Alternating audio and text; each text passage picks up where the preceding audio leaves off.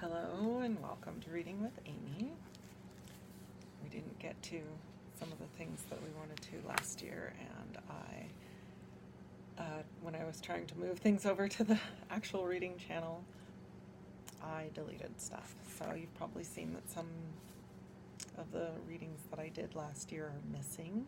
Sorry, but we will begin again, and since it's 2019 now, it's a good time, it's a beginning. We'll just begin with Heidi by Johanna Spyri, and this is a children's classic, and I hope you'll enjoy it as much as I do. I don't really know how to hold the book so that you can see as I'm reading. There's, like, when you saw the older ones, it was a lot of moving around, so sorry about that. I guess you should just be careful of the motion sickness that could come along. So, okay, on to Heidi. In this book, I like to read the foreword and the introduction because it just kind of prefaces where we're at, kind of lets you know what's going on, and kind of gives the opinion, some opinions to kind of help us enjoy the story. There are, let's see, looks like there are 23 chapters in this book, and it runs about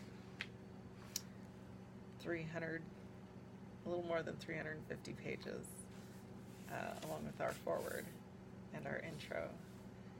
So, but I'll do these in short clips so that you can enjoy them chapter by chapter. So I'm just gonna do the foreword and the introduction, and then for the next clip after this, then it will be chapter 1. Okay? Here's the foreword. The story of Heidi was written over 100 years ago. Of course, this foreword, I gotta tell you, this foreword was written in 1986. So we are in 2019, so 90, who can think faster than me, maybe 30 years ago. So over 130 years ago. However, it is far from a period piece. In the Swiss Alps, where it is set, 100 years is just a blink of an eye, and the character of Heidi is no more fixed in time than Alice in Wonderland or Christopher Robin. She is a child of the centuries. We see her, the daughter that every mother dreams of having and every little girl dreams of being. Heidi's presence makes us happy, and so her story has endured. The story of Heidi is simple.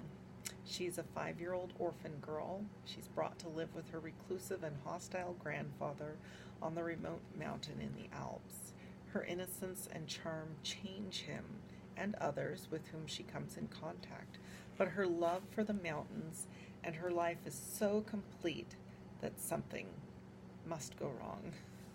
It does. Her greedy aunt takes her away to serve as a paid companion to a crippled child in Frankfurt. Heidi, loving and accepting by nature, endures her lot, but pining away for her mountain home becomes so ill that an understanding doctor recommends that she return. Not only does she go back, but the crippled child also visits her and regains her health as well. Can you see how this is going to be such a wonderful story? Okay. But sorry, my voice is very, we call it striated. I've been reading more than an hour out loud every day, and it's challenging. Okay. What is harder to bear than paradise lost? And what is sweeter to experience than paradise regained?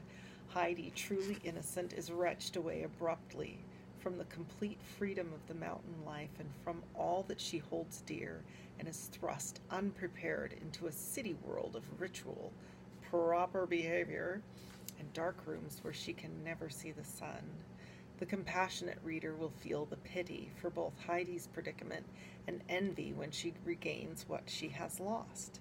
It is a deeply moving and greatly satisfying experience for the reader. or the listener. Johanna Spyri wrote Heidi in 1880. She had lived all her life in the Swiss Alps, and her love of the mountains is an integral part of her writing. Heidi's consuming love of her mountain home, her love for her father and grandmother, her love for her grandfather and grandmother, for the young goat herd Peter and the goats, and her faith in God's wisdom are made so vibrant by Spyri's descriptions that they transport us from the smog and pollution many of us experience in our daily lives to the rarefied purity of the sweet, clean mountain air. The energy of her pen, Johanna's, becomes the energy of little Heidi, rushing back and forth, first to the goat shed, then to the fir trees, then to the hut door, jumping over the water trough, delighting in the seasons, in her happiness, and in her home. Heidi is a delight not only for the young child who is read to, but also for adults who read it aloud for older children, and for older children who read it on their own. It is for anyone who appreciates nature and freedom. It's a story that expresses the author's love of beauty in nature and in people, and expresses her belief that God is reflected in this beauty.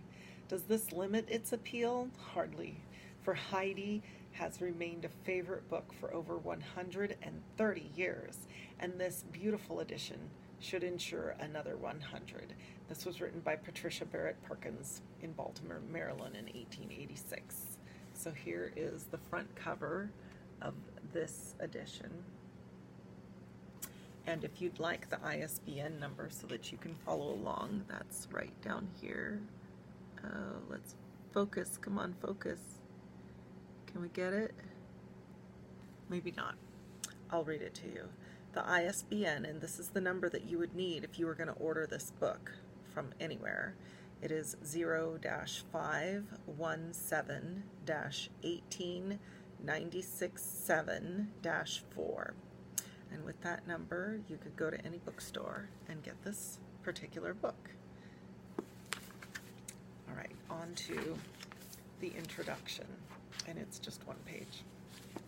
Let's see if it's written by somebody with the initials of M.E. And I don't know who that is. Maybe I'll find out later. Heidi is a delightful story for children of life in the Alps, one of the many tales written by the Swiss authoress Johanna Spyri, who died in her home at Zurich in 1891. She has been well known to the younger readers of her own country since 1880, when she published her story. Sorry, I'm going to struggle to say this word. Heimatlos, which ran into 3 or more editions, and which, like her other books, as she states on the title page, was written for those who love children, as well as for the youngsters themselves. Her own sympathy with the instincts and longings of the child's heart is shown in her picture of Heidi, like her picture of words, how she describes it. The record of the early life of this Swiss child amid the beauties of her passionately loved mountain home and during her exile in the great town has been for many years a favorite book of younger readers in Germany and America. Madame Spyri, like Hans Andersen, had by temperament a peculiar skill in writing the simple histories of an innocent world. In all her stories, she shows an underlying desire to preserve children alike from misunderstanding and the mistaken kindness that frequently hinder the happiness and natural development of their lives and characters. The authoress, as we feel in reading her tale, lived among the scenes and people she describes, and the settings of her stories has the charm of the mountain scenery amid which she places her small actors. Her chief works besides Heidi were Am Sonntag, Arthur und Squirrel, Aus dem Leben, aus den Schweizer Bergen, aus nah und fern, aus unserem Land. Sorry, I butchered that one. Cornelie wird Erzogin. I didn't say that one right either, and I don't know how to. Einer vom Haus Lesa, ten Gursten für Jung und Alt, Kurs Geschichten, and there's 2 volumes of that. Gretel's Kinder, 2 volumes of that. That one sounds like that'd be a good one too. Heimatlos im Tilon-Netal. I didn't say that one right either, and I'm probably not going to say the rest of these right. In Luchentas, keiner so klein, Helfer so sein, Onkel Titus, Schloss Wildenstein, Seine, ein Goldenspruch, die Hafermur, Verschonel nicht vergessen, was soll dann aus ihr werden, was aus hier geworden ist. And I cannot guarantee that I have said those properly at all. Okay, so that concludes our introduction and our foreword, and the fact that I've told you how many pages and how many chapters there are. And in our next video, we will begin Up the Mountain to Alm Uncle. I hope you look forward to it as much as I will. Please come back to Reading with Amy again soon. Bye-bye. Love you.